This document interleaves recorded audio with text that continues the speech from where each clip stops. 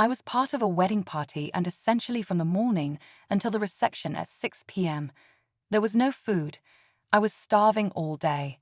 Got to the reception and there still was barely enough food, so I started drinking and ended up getting insanely plastered. My boyfriend showed up a little bit after I had gotten to the reception. We stuck around there for a couple hours, but ultimately I ended up being way too hammered to stay there. He had to drive me home. On the way home, I threw up 3 times and couldn't eat or drink water because of how out of it I was. When we got to my place, my boyfriend was quite upset. Somehow I was able to walk my dog when we got home. Barely.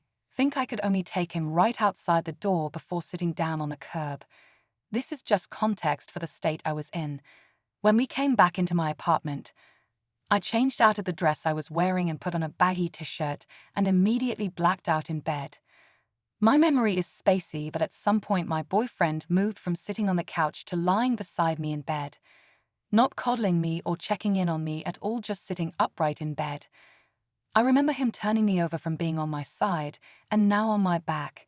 He climbed on top of me and started having sex with me. I knew what was happening and I didn't stop it, but I also don't think I had the power to do so if I wanted to because of how intoxicated I was. I do remember that I took my shirt off while we were having sex though.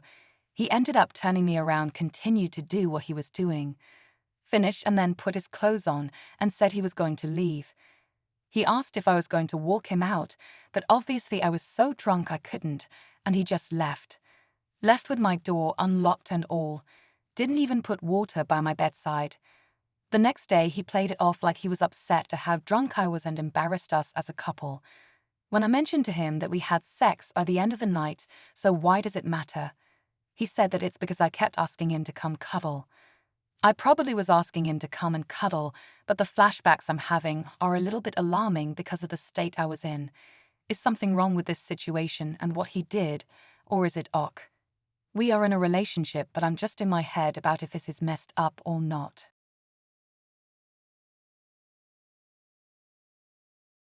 My college love life is a hot mess. It was my first few semesters at college, and we were a tight-knit group, 4 amigos, 3 lads, and a laddie. I'll refer to myself as Felipe, the lads as Alan and David, and the laddie as Inge. It was a challenging time, mostly because I found myself carrying the group academically. They weren't exactly the most driven students, but they were great friends, and we had a lot of fun together. We did everything as a group. I hosted study sessions and group work in my dorm room. Thankfully, both genders were allowed in. Although we had a strict curfew at 10 p.m., we ate together, played games, and shared just about every aspect of college life. David and I got especially close because we both loved playing Dota 2. Alan, our unofficial leader, was the captain of our Dota team, but we didn't always see eye to eye. He was bossy, both in the game and in real life. Inge was cool, a fellow weeb like me, but she was also a fujoshi, a female weeb obsessed with yaoi. Alan was a bit of an all-or-nothing guy.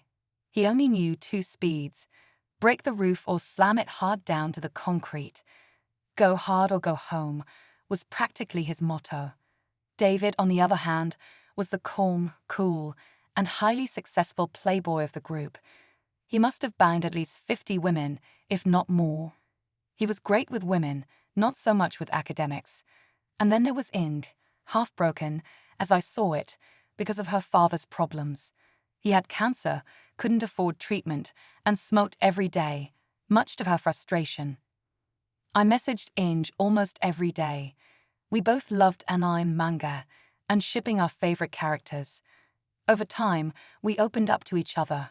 I told her about my struggles as the firstborn in a religious family, and she shared the painful details of her deteriorating relationship with her father and mother. We often chatted late into the night, sometimes until midnight or even later, depending on the topic. That's when I started to develop feelings for her, feelings I hated because I couldn't control them. One day after class, I saw Inge sitting with Alan. I almost waved, but something inside me snapped. A demon whispered in my ear, telling me to go into Hulk smash mode. I felt sick, angry, and filled with a desire to do something terrible. So instead of confronting them, I walked to the parking lot, got on my motorbike, and rode off to buy some meat buns and tea, my usual remedy for a bad mood. Back in my dorm, I put on some weed music, ate my meat bun, and tried to calm down. But my thoughts were chaotic. What was that? It was like a demon telling me to dominate her, I thought. I think I've fallen for her. So, what must I do to get rid of this feeling? I was frantic, scared of turning into one of those pushy dickheads you see in online, forcing themselves on the heroin. So instead of confessing my feelings, I decided to distance myself from her and Alan. I stopped messaging her late at night and started avoiding them whenever I saw them together. Days passed, and every time I saw Inge with Alan, I pretended not to know them, turning my face away. I did this for weeks until Inge finally confronted me. We met at the benches in the campus park, just the two of us. I sat down, and she sat across from me. "Something happened. You keep avoiding me. You don't even reply to my chats," she said. "I thought you were going out with Alan.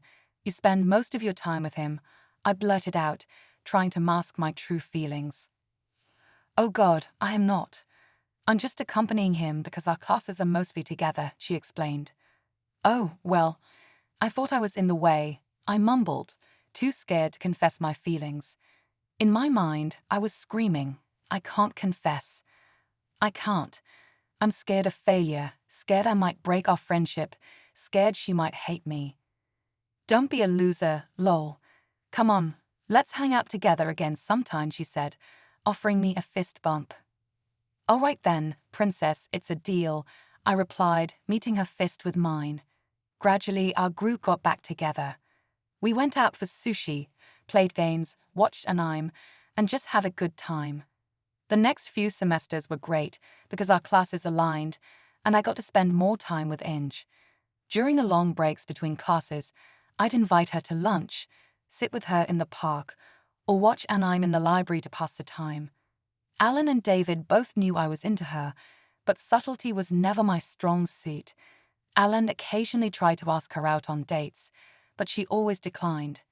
She turned me down too, but I kept telling myself, to the long game, as I stared at the blue sky. I started messaging her again, and looking back, I think I did well. Despite how much we opened up to each other, I never felt like we crossed any boundaries. I told her about my late asthmatic mother and my Karen grandma, and she told me about her sick father. We were both spiraling, fighting our own battles, but we leaned on each other for support. Months passed, and her father's condition worsened. He smoked more, complained about his unfulfilled life, and seemed to take out his frustrations on Inge. She retaliated by tearing up his cigarettes, leaving a mess of tobacco in the trash. It was loud, stressful, and depressing, she told me. After that confrontation with her father, Inge started to fall apart. She stopped showing up to class, didn't do any assignments, and became a hollow shell of herself. I wanted to help her, to at least keep her on track with her studies, so I made the biggest mistake of my life. I offered to do her assignments for her as long as she attended classes. But she refused, telling me to go away. She said she'd take a semester off to deal with her father. A few days later, she messaged me. "My father passed away," she wrote. "Oh God, my prayers are with him. Are you okay?" I replied, unsure of what else to say. "I'm not. That's why I'm talking to you," she answered. "I'm here. If you need anything, just ask me." "How's your family?" I asked. "Mother and my brother are still here in our house. We just need time to grieve," she said. "Good.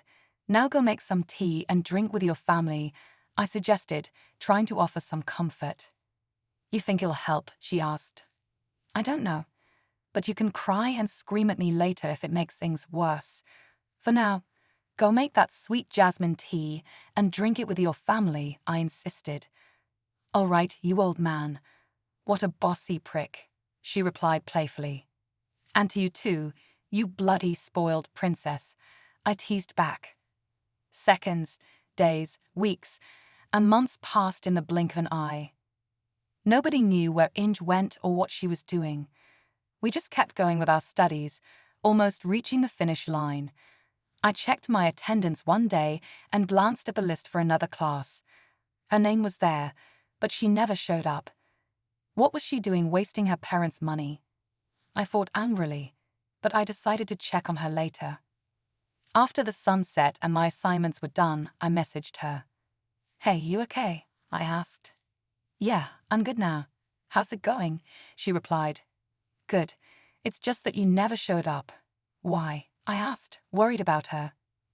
"That's because I decided to drop out of college," she answered, dropping a bombshell on me. "What? Why? You have me. I can work on your assignments, just please come back. It's only 2 more semesters until you can graduate. I can help," I pleaded, desperate to keep her in my life. "I don't need your help. I've made up my mind. This city is already full of bad memories. First Alan, then my father, then you. Don't be a kid. Open your eyes. I don't need your help. Just go away. I can take care of myself and my brother. I'm private teaching middle schoolers now, and I can get a better job. Without you," she lashed out. I'm sorry. It's your life and your choice. You're right, I've been a greedy brat. Of course, no one wants to be controlled. Good luck to you. Goodbye, I said, heartbroken. NOREPLYNOREPLYNOEP. A few days later, I deleted her number from Telegram. 4 years went by. I graduated from college and started working at my uncle's company. I worked diligently, except on Fridays when I go home to my brother and aunt. We'd eat meals together. But deep down, I couldn't shake the feeling of failure. I was scared of relationships, aware that I was a greedy, forceful manipulator, a garbage of a man. One day during lunch break, I got a text message. "Hey, is this Felipe?" The message read. "Hey, how did you even get my number?" "I never told you, and I'm no longer on Telegram," I replied, surprised.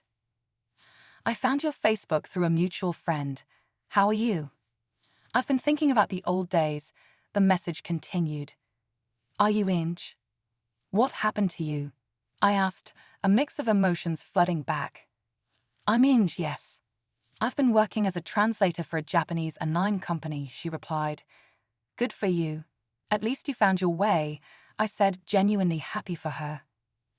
"And you? Still playing Dota 2? Did you join a Dota team?" she asked. "Yeah, I'm still playing, but I'm just focused on work now. I'm no longer interested in dating or anything like that," I answered, trying to keep the conversation light. "I see. Hey, can we meet sometime?"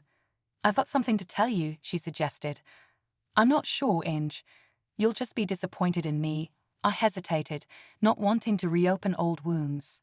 "Okay, but it'd be nice to meet at least once," she said, leaving the invitation open. "Sure, text me your location, and I'll let you know if I'm available," I replied, still uncertain. NOREPLYNOREPLYNOREPL. "Felipe, you've got a message," my brother said, snapping me out of my thoughts. I grabbed my phone, saw the message, and sighed. I wasn't ready to face her. Maybe I never would be. I took a deep breath, closed my eyes, and decided to focus on the present. The past was a painful memory, one I didn't want to revisit.